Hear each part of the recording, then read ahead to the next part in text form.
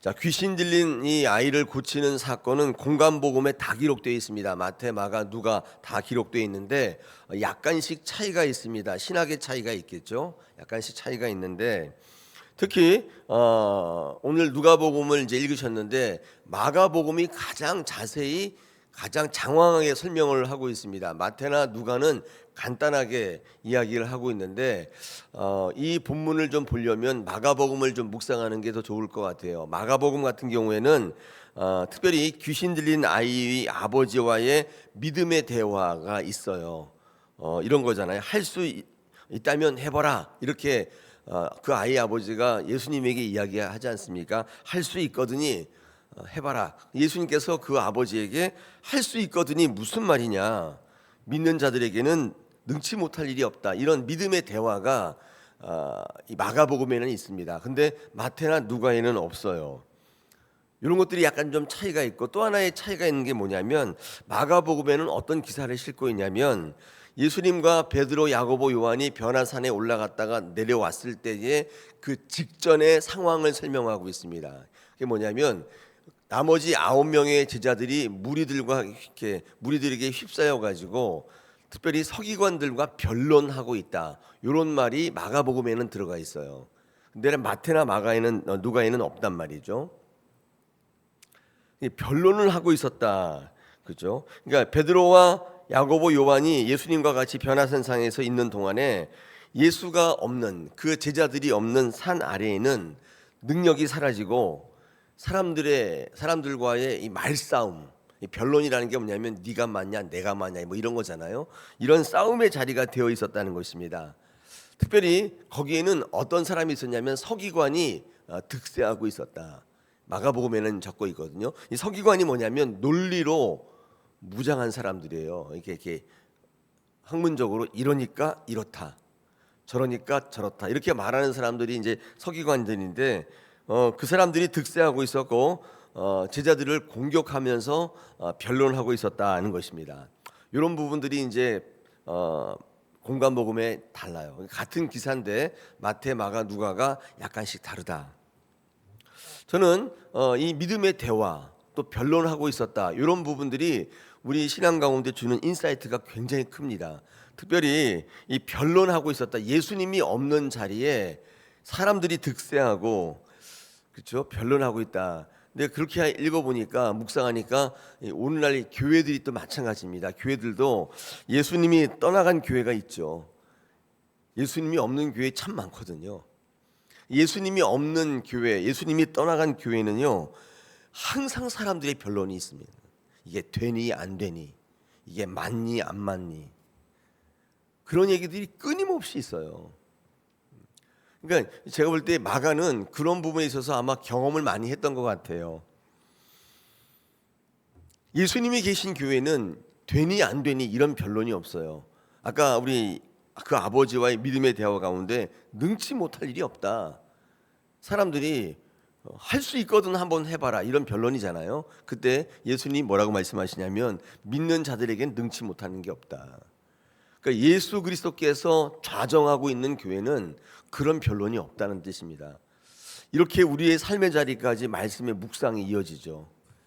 여러분 우리 인생들 가운데에도 예수 믿는데 매일 이게 맞냐 안 맞냐 되냐 안 되냐 이런 거 고민하는 분들이 있잖아요. 그 뭘 의미해요? 그분의 인생 가운데 예수가 없는 거예요.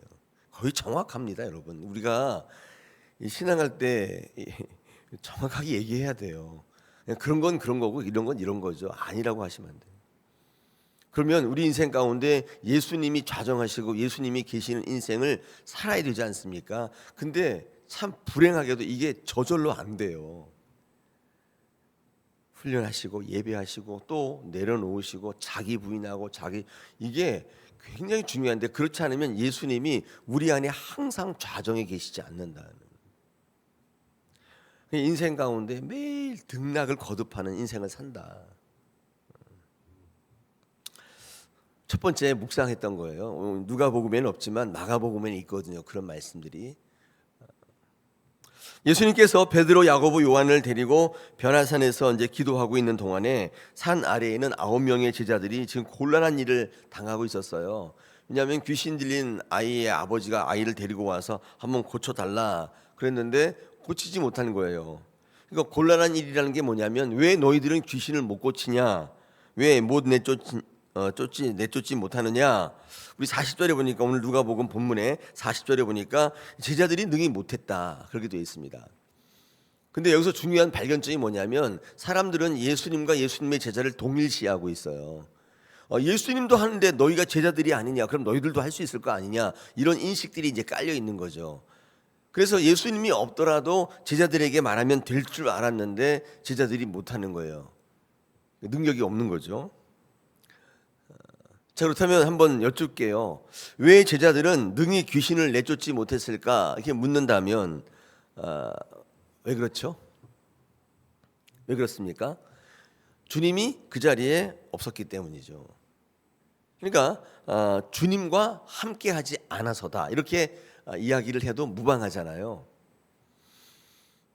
그럼 주님과 함께 있지 않으면 능력이 없다. 이게 이제 이 본문이 전하고 있는 말씀이에요. 조금 더 발전하면 나에게는 능력 없다는 거예요. 아무리 뭐 어쩌고 저쩌고 무슨 뭐 해도 그 사람이 능력이 있다면 그에게 능력이 있는 게 아니라 주님에게 능력이 있는데 그 능력의 주님이 나와 함께 하시기 때문이다. 이게 정답이잖아요. 이게 제자들이 능력을 행사하지 못했던 것은 그 자리에 예수님이 계시지 않았기 때문이다. 그런 거예요. 여러분, 근데 예수님이 꼭 이렇게 제 옆에 물리적으로 계셔야 능력이냐? 그건 아니고 지금 우리 예수님이 안 계시잖아요. 예수님과 늘 동행하는 삶을 살아가면 능력이 있을 수밖에 없죠. 예수님이 지금 안 계시는데 그럼 우리는 능력이 없겠네요. 그래서 예수님이 말씀으로 존재하신다. 이게 굉장히 중요한 기독교의 능력의 바탕이에요. 이걸 믿지 않으시는 분들은 성경 말씀을 무시하고 뭐 꿈에서 예수님 뵙기를 원하고 이런 분들이 있잖아요. 이런 분들은 신앙 자체가 굉장히 모호한 거예요. 이 시간에 우리에게 함께 하시는 예수님은 물리적으로 옆에 어떤 사람이 그렇게 하는 게 아니라 말씀으로 존재하신다. 태초에 말씀이 계셨다. 우리 신학을 해보면 이런 부분들이 굉장히 와닿기가 어려운 부분이에요. 왜냐하면 사람들의 인식 체계는 물리적으로 보거나 만질 수 있어야 존재한다고 믿거든요. 근데 예수님은 2000년 전에 이 땅에 사람 되어 오셨다가 하나님이 오셨다가 사역을 마치고 십자가를 지시고 제물 되어 이제 승천하시고 안 계신단 말이에요. 그리고 나서 우리에게 이런 신앙을 주셨는데 이 신앙이라는 것 자체가 물리적으로 만져보고 그런 게 아니라 말씀으로 믿고 행하고 실천하는 이 능력을 주신 거예요. 이게 예수님이라는 사실을 믿을 때, 그때 예수님이 우리와 동행하시고 함께 계시는 똑같은 효과를 누리는데 이걸 무슨 신앙이라고 하냐면 임마누엘 신앙이라고 한다.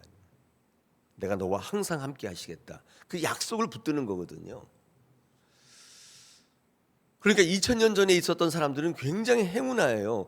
그 눈으로 봤단 말이에요. 그 하나님을 눈으로 보고 그분과 동행했다는, 이거 굉장히 큰 거죠. 여러분, 그래서 사도들의 능력에, 이 사도들의 권위는 이루 말할 수 없는 거예요. 저와 여러분하고는 비교가 안 돼요. 그렇지 않습니까? 그러니까 주님과 함께 있으라. 그 당시에 제자들은 주님과 함께 있었지만 우리들은 다시 말하면 늘 말씀 중심의 삶을 살아야 돼요. 또 어떤 분은 말씀 중심의 삶을 살지 않고 신비 중심의 삶을 살거든요. 그것도 주님께서 행하신 것들인데 성경을 읽어보면 주님은 신비를 왜 하셨냐면, 기적을 왜 하셨냐면 그 말씀을 위해서 하신 거예요. 사람들이 말씀을 안 믿으니까 보여준 거예요. 그러니까 말씀이 본질이고 신비는 비본질이에요. 근데 비본질이 더 와닿아요. 왜냐하면 우리가 그게 필요하니까. 그러니까 항상 우리는 그런 유혹에 있어요. 그러니까 말씀 중심의 삶을 살지 않으면, 왜냐하면 예수님은 기적을 행할 때마다 다 숨기셨거든요. 이걸 알리지 마라. 왜 그랬냐면 사람들이 주님을 바라보지 않고 주님의 손에 들린 그걸 자꾸 바라보니까. 주님은 말씀을 효과적으로 전파하시고 하나님의 나라를 드러내 보이시기 위해서 사람들이 행할 수 없는 능력들을 행하셨는데 굉장히 신기하거든요. 오병이어 굉장히 신기하거든요.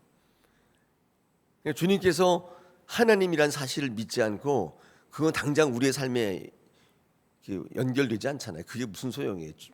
굶어 죽게 생겼는데 예수님 주시는 빵, 떡 이런 것만 이제 관심을 갖는 거예요. 이게 우리 신앙에서 반드시 우리가 이겨내야 될 함정이고 또 주님을 바라볼 수 있을 때 바라볼 때 힘든 부분이 있어요. 여러분 주님이 여러분과 함께 계시기를 축복합니다. 여러분 왜 제자들이 능력을 행하지 못했는가? 그 이유는 주님이 그 자리에 계시지 않았기 때문인데 예수가 없는 곳에는 아무리 제자라고 할지라도 아무리 목사라 할지라도 아무리 전통이 오래된 교회라 할지라도 아무것도 아니라는 사실을 우리에게 말씀하는 거예요. 여러분 그런 현장에는 사람들 사이에 시답지 않은 이야기들이 계속 오가요. 결론의 자리가 있다는 것입니다. 예수님이 없는 자리에 예수님처럼 손을 얹어서 기도도 해보고 소리를 질러보기도 하고 하는데 예수님의 흉내를 내보지만 소용이 없다. 흉내내는 신앙이 있잖아요. 주님과 늘 동행하는 게 아니라 흉내를 내는 신앙이 있어요. 아무 능력이 없다. 속이려고 하는 거죠. 그러니까 주님은 능력을 행사하지 못했던 제자들을 꾸짖으시고 또 귀신 들린 아이의 아버지도 꾸짖었어요. 마가복음 이제 중심으로 하면 뭐 누가도 보지만은 지금까지 능력이 나타나지 않다가 근데 주님이 돌아와서 그들과 함께하니까 모든 문제가 해결돼 버려요. 뭘 의미하냐면 그 능력의 주체는 주님이시라는 거예요. 주님이 떠나가면 문제가 꼬이기 시작하는데 주님이 딱 오시기 시작하니까 모든 문제가 해결된다. 그렇다면 능력이라는 게 뭐냐? 주님이시죠. 주님과 함께하는 것이죠. 능력의 주체는 주님이라는 사실을 우리에게 말씀합니다. 그러므로 믿는 성도들의 능력의 상시성, 불변성은 늘 주님과 동행하는 것입니다. 우리의 신앙은 기계적 능력, 은총을 거부해요. 이 기계적 신앙이라는 게 뭐냐면 교회를 다니기만 하면 뭐 그런 거잖아요. 교회를 다닌다는 것과 예수를 믿는다는 것이 별개인 것처럼 예수를 믿는 것과 예수님과 동행한다는 것도 별개의 문제예요. 어렵죠.